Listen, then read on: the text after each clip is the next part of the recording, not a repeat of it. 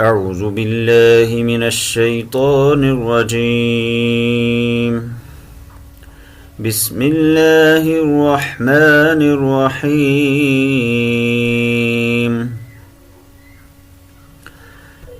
فسبحان الله حين تمسون وحين تصبحون وله الحمد في السماوات والأرض وعشيا وحين تظهرون يخرج الحي من الميت ويخرج الميت من الحي ويحيي الأرض بعد موتها وكذلك تخرجون. صدق اللہ العظیم. سامعین و مشاہدین کرام، السلام علیکم ورحمۃ اللہ وبرکاتہ. یہ سورۃ الروم کی آیت نمبر 17 تا 19 اس وقت ہمارے پیش نظر ہیں. اس سے پہلے کی جو آیات ہیں ان میں اللہ تبارک و تعالی نے اس بات کو تاریخی دلائل کے ذریعے ثابت کیا کہ قیامت برپا ہونے والی ہے، اور قیامت کے دن دو قسم کے گروہ دنیا کے اندر جو اچھے تھے وہ ایمان والوں کا گروہ ہوگا، اور دنیا کے اندر جنہوں نے برے کام کیے ہوں گے وہ اہل کفر کی شکل میں وہاں اللہ کے سامنے حاضر ہوں گے. جب یہ چیز برحق ہے، ثابت ہے، اب ہمارے سامنے جو آیات ہیں ان میں اللہ تبارک و تعالی نے ایمان والوں کے حوالے سے بات کی ہے کہ ایمان والوں کو، اچھے لوگوں کو کیا کرنا چاہیے. جب انسان اللہ تبارک و تعالیٰ کا ہر وقت محتاج ہے، اسی کی اس کو ضرورت ہے، اللہ ہی سب سے بڑا ہے، وہی اس کائنات کا نظام چلا رہا ہے، اسی کے اختیار میں سب کچھ ہے، لہٰذا بیان کیا جا رہا ہے فسبحان اللہ حین تمسون وحین تصبحون. انسان کو تسبیح کرنی چاہیے. تسبیح کہتے ہیں پاکی بیان کرنا. عربی زبان میں سبح یسبح سبحا ہوتا ہے، پانی میں تیر کر دور تک چلے جانا، اور اسی کو جب ہم باب تفعیل میں لے جاتے ہیں سبح یسبح تسبیحا، کسی چیز کو پاک کرنا، پاکی بیان کرنا. اور یہ لفظ اللہ تبارک و تعالیٰ کے لیے جب بولا جائے سبح للہ یا سبح اللہ، تو اس کا مطلب ہوتا ہے اللہ کی تسبیح بیان کرو، اللہ کی پاکی بیان کرو. اللہ کی تعریف دو طریقوں سے ہوا کرتی ہے، اور اللہ تبارک و تعالیٰ نے دونوں چیزوں کا تذکرہ قرآن پاک میں کیا ہے. ایک ہے پازیٹو انداز سے، مثبت انداز سے، جیسے ہم یہ کہیں اللہ بہت بڑا ہے، اللہ خالق ہے، اللہ مالک ہے، اللہ رازق ہے، اللہ عطا کرنے والا ہے. اس کو ہم کہیں گے الحمدللہ، یہ اللہ کی حمد ہے، اللہ کی تعریف ہے. لیکن اگر دوسرے انداز سے ہم تعریف کریں، اللہ تبارک و تعالیٰ کی حمد و ثنا بیان کریں، جس کو ہم تسبیح کہتے ہیں، قرآن پاک میں اس کا تذکرہ جا بجا ہے کہ سبح للہ سبح اسم ربک الاعلی. اسی طرح سے وَإِن مِّن شَيْءٍ إِلَّا يُسَبِّحُ بِحَمْدِهِ وَلَكِن لَّا تَفْقَهُونَ تَسْبِيحَهُمْ. اور یہاں پر ہے فسبحان اللہ، اس کا مطلب ہوتا ہے اللہ کو ہر عیب سے، ہر نقص سے، ہر قسم کی کمزوری سے پاک سمجھنا اور پاک بیان کرنا. یہ ہے اللہ کی تسبیح. اللہ کے بارے میں مختلف لوگوں نے طرح طرح کے عقائد رکھے ہیں، ہمیشہ سے مختلف قسم کے تصورات رکھے ہیں. تو اس آیت میں حکم دیا گیا کہ اللہ کو ہر قسم کے عیب سے، ہر قسم کے نقص سے، ہر قسم کی کمزوری سے منزہ سمجھنا اور پاک سمجھنا یہ واجب ہے، یہ ضروری ہے، اور ایمان والوں کو یہی کام کرنا چاہیے. تو اللہ کی جب اس انداز سے ہم تعریف کریں کہ اللہ نعوذ باللہ کمزور نہیں ہے، اللہ تبارک و تعالی سوتا نہیں ہے، اللہ تبارک و تعالی غافل نہیں ہے، اللہ کی اولاد نہیں ہے، لم یلد ولم یولد، کیونکہ اولاد ہونا یہ نقص کی دلیل ہے، کمزوری کی دلیل ہے، فنا ہونے کی دلیل ہے. اس طرح کی جتنی بھی کمزوریاں ہیں، یہ کہنا کہ انسان کو اللہ کے ساتھ ساتھ اور کسی کو بھی پوجنا چاہیے اور کسی کی بھی عبادت کرنی چاہیے. اللہ نے دوسروں کو اپنے ساتھ کسی کو شریک ٹھہرا لیا ہے، یہ چیز اللہ کے شایان شان نہیں ہے. ایمان والوں کا کام یہ ہے کہ اس آیت میں خاص طور پر توحید کا بیان ہے، اور توحید کا وہ والا جز جس میں اللہ تبارک و تعالیٰ کو ہر قسم کے عیب سے، ہر قسم کے نقص سے پاک بیان کیا جائے، پاک سمجھا جائے. تو یہاں وہی حکم ہے فسبحان اللہ. سبحان اللہ یہ مفعول مطلق ہے، اصل میں اس سے پہلے ہے، یہ ہے اخبار بمعنی الامر. اخبار خبریہ جملہ ہے لیکن بمعنی امر ہے. اللہ کی تسبیح بیان کرو، اللہ کی تسبیح کرو. سبح اللہ تعالی، اللہ تبارک و تعالیٰ کی تسبیح بیان کرو، پاکی بیان کرو. وقت کب ہے؟ اب حین تمسون، اس وقت بھی جب آپ شام کرو. امسا یمسی امساء شام کرنا، وحین تصبحون اور اصبح یصبح اصباحا صبح کرنا.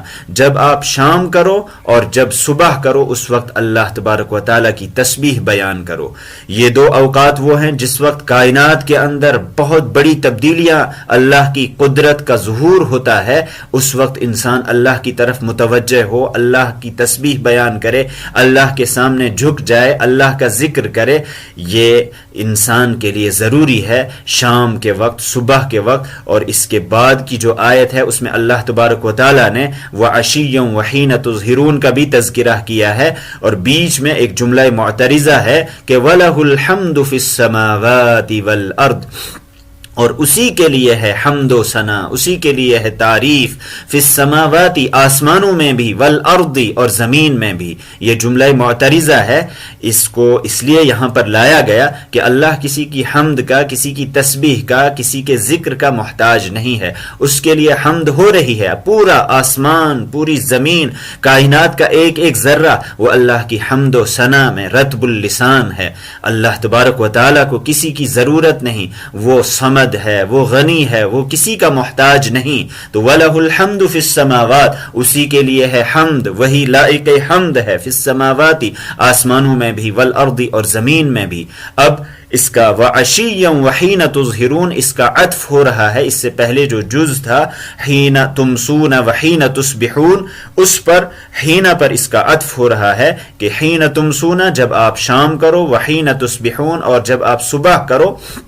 اس کے بعد ہے وعشیا، بیچ والا جملہ یہ جملہ معترضہ ہے. اللہ تبارک و تعالی نے یہاں ایک خاص قانون قدرت کی جانب اشارہ فرمایا کہ حمد تو آسمان و زمین میں اللہ کی ہو ہی رہی ہے. وعشیا، اور عشی کا لفظ یہ استعمال ہوتا ہے زوال کے بعد کا وقت، سورج جب ڈھل جائے اس کے بعد کے وقت کے لیے عشیہ کا لفظ استعمال کیا جاتا ہے، اور شام تک کا وقت، اس سے عصر کا وقت اور ظہر سے مغرب تک کا وقت مراد ہوتا ہے.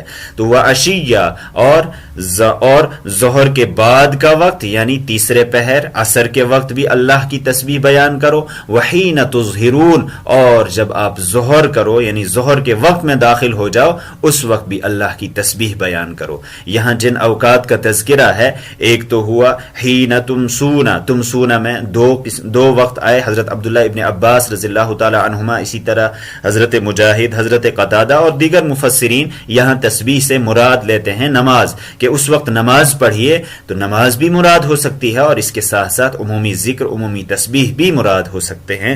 تو حین تمسون میں مغرب اور عشاء کا وقت شامل ہو جاتا ہے. وحین تصبحون، اور اس میں صبح کا وقت، فجر کا وقت شامل ہو جاتا ہے، فجر کی نماز مراد ہو سکتی ہے.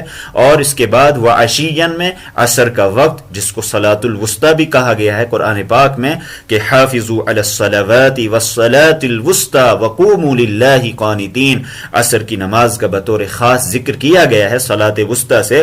جمہور مفسرین کا بیان یہی ہے کہ عصر کا وقت مراد ہے. وحین تظہرون اس سے ظہر کی نماز مراد ہے. تو حضرت عبداللہ ابن عباس رضی اللہ تعالی عنہما فرماتے ہیں کہ اس آیت سے پانچوں نمازوں کے اوقات کا ذکر بھی معلوم ہوتا ہے.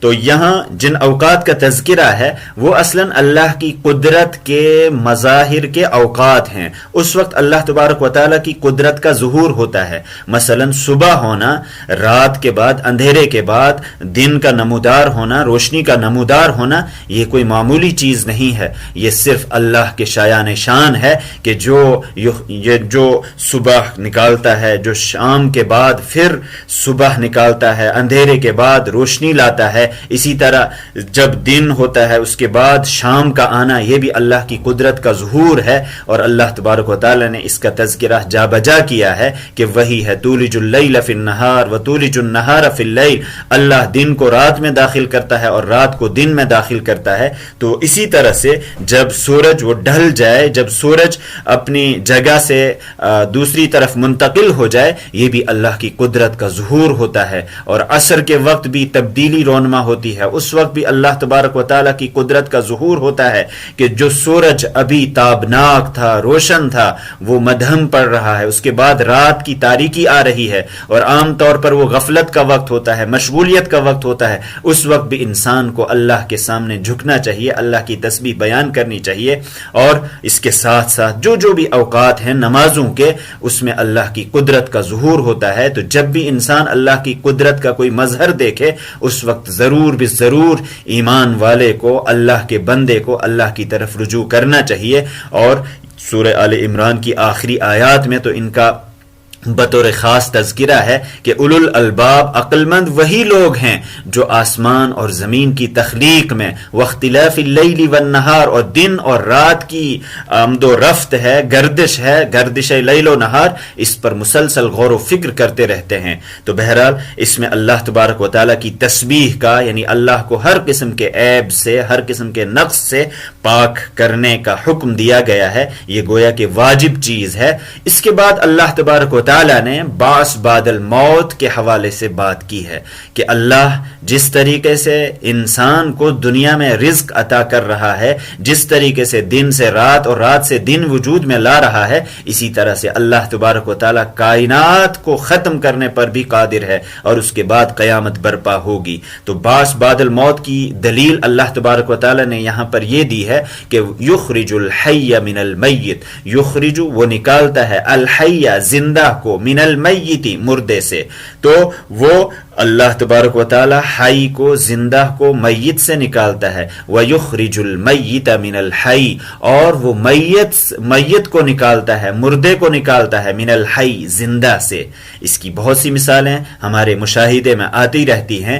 حی ایک انسان ہے، اسی طرح سے اس سے جو چیزیں نکلتی ہیں فضلات کی شکل میں، وہ میت ہیں، ڈیڈ ہیں، ان کی کوئی حیثیت نہیں۔ اسی طریقے سے یہاں پر اللہ تبارک و تعالی نے جو چیز اصلاً بیان کی ہے وہ ہے استعارہ کی شکل میں، حی سے یہاں ایمان والا مراد ہے، اور میت سے یہاں پر وہ کافر مراد ہے، منکر حق مراد ہے۔ اللہ تبارک و تعالی نے حی سے مومن اور میت سے کافر مراد دیا ہے، یعنی ایک انسان زندہ رہتا ہے، وہ حی ہوتا ہے، زندہ ہوتا ہے، ایمان والا ہوتا ہے، لیکن اس کی پشت میں کبھی کوئی ایسا شخص نکل آتا ہے جو منکر حق ہوتا ہے، جو میت کی شکل میں ہوتا ہے۔ اسی طرح سے کوئی کافر ہوتا ہے لیکن اس کی نسل میں کوئی حی نکل آتا ہے۔ اللہ تبارک و تعالی نے قدرت کے یہ مظاہر بیان کیے ہیں۔ بہت سے پرندے ہیں وہ انڈے دیتے ہیں، اور انڈا یہ بظاہر میت ہے، لیکن پھر اسی انڈے سے ایک چوزا نکلتا ہے جو حی ہوتا ہے، جو زندہ ہوتا ہے۔ تو یہ اللہ کی قدرت کے مظاہر ہیں۔ زمین کی مثال اللہ تبارک و تعالی نے دی ہے کہ مختلف چیزیں جو نان لیونگ ہیں، بے جان ہیں، لیکن اللہ تبارک و تعالیٰ اس کے ذریعے فصلیں وجود میں لاتا ہے، اس کے ذریعے لہلاتی فصلیں، میوے وجود میں لاتا ہے، نباتات وجود میں آتے ہیں، اور بہت سی چیزیں وجود میں آتی ہیں۔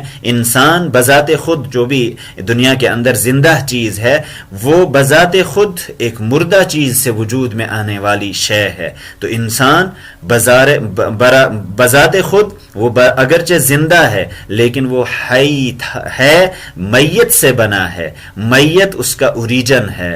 اسی طرح سے ایک انسان، اس سے جو فضلات، جو بھی چیزیں نکلتی ہیں وہ میت کی شکل میں ہوتی ہیں۔ تو یہ اللہ کی قدرت کا ایک مظہر ہے۔ یخرج الحی من المیت، وہ نکالتا ہے زندہ کو، من المیت مردے سے، ویخرج المیت من الحی، اور وہ میت کو، مردے کو نکالتا ہے، من الحی زندہ سے۔ اب اللہ تبارک و تعالی نے بعث بعد الموت کی ایک دوسری مثال دی، وَيُحْيِي الْأَرْضَ بَعْدَ مَوْتِهَا، اور اللہ زندہ کرتا ہے الارض، زمین کو بعد موتہا اس کے مردہ ہونے کے بعد، یعنی جب انسان دنیا کے اندر فصل بوتا ہے اس سے پہلے زمین وہ مردہ ہوتی ہے، لیکن موسم بہار آتا ہے زمین لہلہاتی ہے، اس کے اندر مختلف چیزیں وجود میں آتی ہیں۔ تو اسی طریقے سے اللہ تبارک و تعالیٰ اب اس کو دلیل بنا کر، یہ دلیل دینے کے بعد یہ بات بیان فرما رہا ہے وَكَذَلِكَ تُخْرَجُونَ،